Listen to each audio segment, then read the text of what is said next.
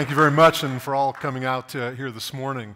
I imagine that all the presenters here today share a common journey, and that shared journey is one to disrupt the industrial age model and mindset that has defined American education for most of the last century. I took my first steps on that journey about 30 years ago when the buzzwords in education were first critical thinking and problem solving, and I had the temerity to ask myself, what do we do in the classroom to actually get to the point where we're better at teaching things like critical thinking and problem solving? And I and a small group of other educators came up with a model that said our students should be asking questions more than giving answers, and we should be thinking about systems instead of being compartmentalized into subjects. We should be finding problems instead of solving problems. And we took that model to the dean of a very famous ed school of a university in California, and he very politely said, no, you know what, you can't teach that stuff to students. They won't get it, even high school students. So flash forward 30 years now, and after a career in the private sector and about 15 years working at a large independent school in San Diego, I felt like the world has finally maybe caught up with where we were back in the 80s when we said, yes, we should and can be teaching these things. And so this last fall, I begged my wife forgiveness in advance, packed up my Prius, and took off around the country on a journey of 89 straight days. I visited 64 different schools, public schools, private schools, drove about 10,000 miles, probably interviewed 600 or 700 different educators, got 48.3 miles per gallon in the total trip. And it was, of course, a really incredible and formative experience for me, and I want to sort of synthesize some of that for you today. First, the bad news, and I don't think this is a real surprise to anybody here. The bad news is schools are not very good at innovation. We are large, bureaucratic, bulky organizations. We are buffeted by political winds and driven by that more than by educational ideology quite frequently. We have a lot of competing interests that we serve, and perhaps most importantly, schools are risk averse. The downside of taking a risk at schools has always been far greater than the upside of taking a risk. That big red F that you got on your math quiz when you were in 4th grade probably exemplifies that as much as anything. And so that's probably one of the biggest issues that I ran into at all these schools, is that we really struggle with change and innovation. The good news is that for every problem that I encountered, and I logged hundreds of them on these interviews in this trip, there was a school right down the road that had already solved that problem. I'd go to one school, big problem, we can't do this, yes, but I'd go to the next school and they said, oh yeah, we solved that problem, but we can't solve the other one. So the schools are out there, the analogs are out there, the models are there. We just need to connect in events like this, reach out and take advantage of those. The other bit of good news is this, and this is really important. It's sort of blue letter law in innovation and change management that change is really hard. Institutional change is really hard. And I think we have sort of allowed ourselves to take that on. There was a day in South Carolina. I visited a school in Charleston, and this is 2/3 of the way into the trip. And for many, many schools, every school I visited, we talked about how hard change was and the stages of grief, et cetera, et cetera. And I visited this school in Charleston, and there was a senior administrator who had her head in her hands like this, and she just says, I don't know why it should be this hard. We talked about that. That afternoon I was driving west up through the piney woods of South Carolina, and I think it was because I'd been reading a book about the Berlin airlift that suddenly it came to me. I said, you know what? No, the Berlin airlift was hard.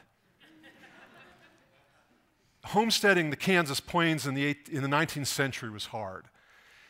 Raising children in poverty, if you're a single mom, that's hard. And going to the moon was hard. These are what we do. We're Americans. We do hard things. A young person going to stand their post in the dust of Kandahar in eastern Afghanistan for a year, that's hard. And saying goodbye to that child as their parent for that year, that's hard. Change at most of our schools is uncomfortable. It's complicated. It's messy. But I ask people to really look deeply inside themselves and think about what's the difference between hard and uncomfortable, and let's get beyond that. And so I had this wonderful experience and visited this mosaic of schools. But every school I visited, there were brush fires and bright lights of innovation. And so I'm trying to put that mosaic together into some sort of synthesis. Schools are becoming so dynamic. They're messy, they're noisy, they're chaotic. That's the vision. That's what student ownership of learning looks like. I was in a school, and I had a sixth grade boy at a small school in Virginia tell me, you know what, Bloom's taxonomy is not a triangle. Our teachers asked us to think about Bloom's taxonomy and design it. And I said, I drew it as a circle. And then I realized that was wrong too. And I drew it as a spiral. And I looked at him and I said, how do you even know what Bloom's taxonomy is? You're a sixth grader.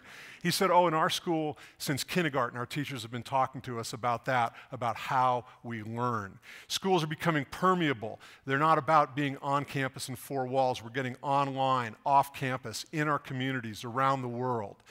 We're becoming adaptive. We're taking courses and we're melding them. We're crossing subject boundaries.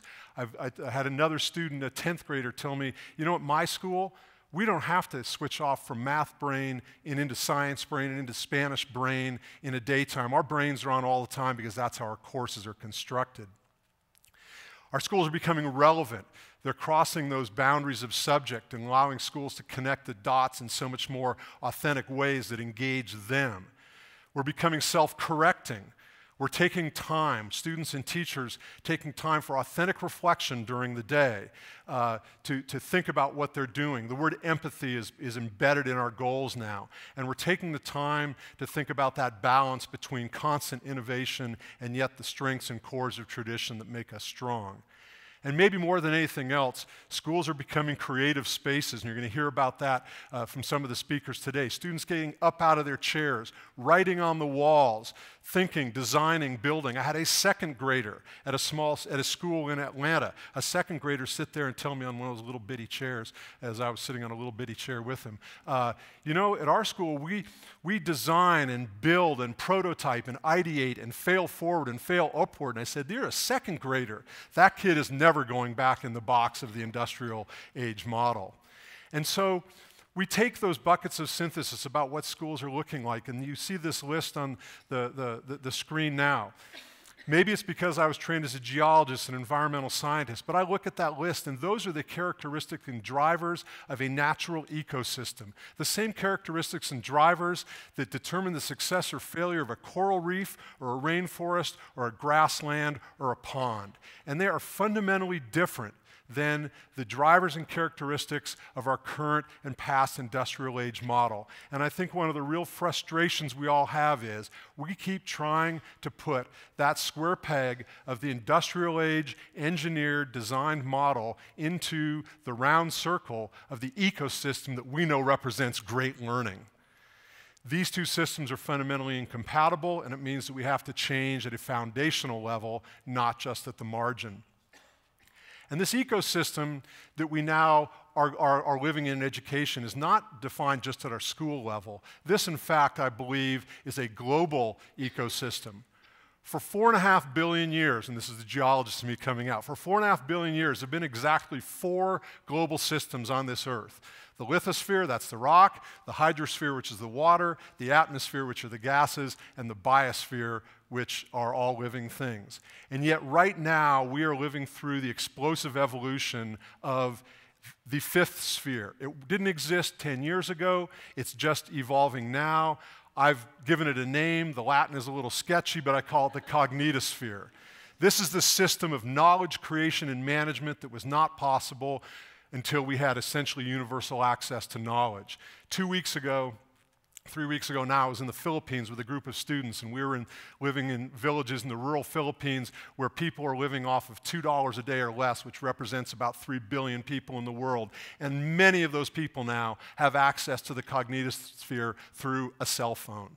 And so this is the substrate, the neural network that our schools, our teachers, our students have to participate in and be active in, because this is how we're going to connect in the world going forward. We're a knowledge-based industry, and this is fundamental to that knowledge-based industry.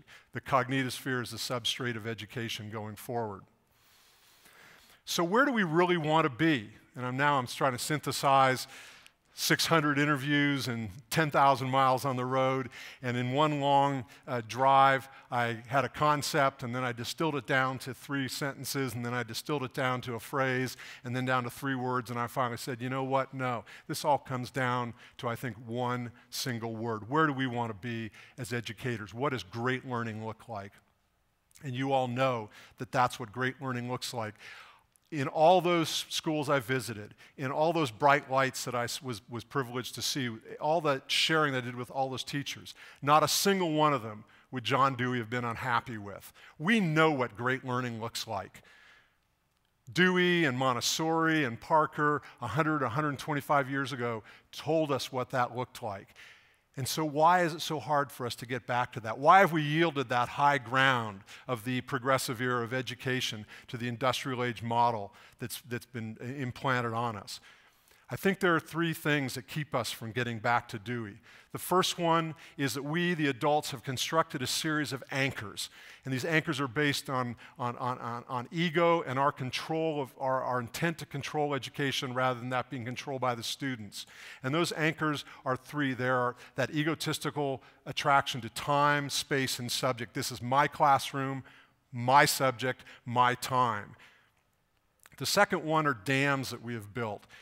As you look at schools, and I visited a lot of schools that were K-12s and K-6s and all these different grade levels, you see these marvelously metacognitive kids, and as others have said, that innovation is marvelous, creativity is marvelous, and then we just sort of beat it out of them as we cram them into these quantum packets of time, space, and subject. And by the time we get to the high schools and upper schools, the two biggest dams that were mentioned to me, the College Board and the college admissions offices that want us to shove those kids into packets of content rather than context. And the third are the silos that we've constructed around ourselves that prohibit us, that keep us, the structures that were mentioned earlier, that keep us from communicating, from collaborating, from networking, all the things that we know over 500 years of innovation, best practices since the Renaissance are key to innovation and change. We've built ourselves into these silos of classroom, department, division, school. We're very inwardly focused and we don't really get out and see what's possible out there in the world. The schools that have started to trim these anchors, to cut them, to break down the dams, to breach the silos are those where innovation is exploding, and it's a marvelous, beautiful thing to see. So in a time of rapid change, what do we really have to do? How do we reduce this down to these singular goals? We need to teach into the unknown. By definition, in a time of rapid change in the world, we don't know what the future looks like, and therefore we have to teach into the unknown, and that's difficult, uncomfortable, messy, and unfamiliar to us, and we need to learn a different set of skills for that. Also, by definition, if the world is changing rapidly like this, we don't know that the skills that we're talking about today, we call them 21st century skills. I hate that term. I think they're timeless skills that have defined success and happiness throughout human history. We don't know necessarily that those are the skills that our students are going to need in their future, so we need to teach them to be self-evolving learners so that they can meet whatever challenges crop up in the world in the next 30 or 40, 50 years of their lifetime. And in order for us to teach students to be self-evolving learners, we need to become self-evolving organizations. We're not good at that. We haven't been good at that in the past, but we really, really need to do it. We need to embrace constant change and the methodology of constant change. And so at the end of this trip, I wrote down, what is education innovation to me? I think it's about preparing our students for their future, not for our own past. And if we can keep our eye on that, I think we don't go too far afield. What was interesting was, of course, as I was looking out the front window of my car on this long trip, I could just as easily have been looking into my rearview mirror, because that's exactly what Dewey told us, almost word for word, over 100 years ago. And so here's the challenge that I would really issue to us. And this is a challenge that I think I've become a little more vocal and a little more proactive and maybe even some would say aggressive about recently. We've been talking about this. We've been talking about what great learning and what great education looks like for a long time. Some of us for years, some of us for decades, some of us for over a century. I think it's time we stop talking as much about it and we just start doing it. And that's what the challenge I urge all of us to take on, is to go back to our schools and to aggressively start to implement, start to fan those brush fires of innovation that are out there in every single school, and not wait for another generation, an additional generation of students to miss out on those kind of great learning opportunities, engagements that we all know define great learning. So thank you very much, and it's going to be a great day of sharing.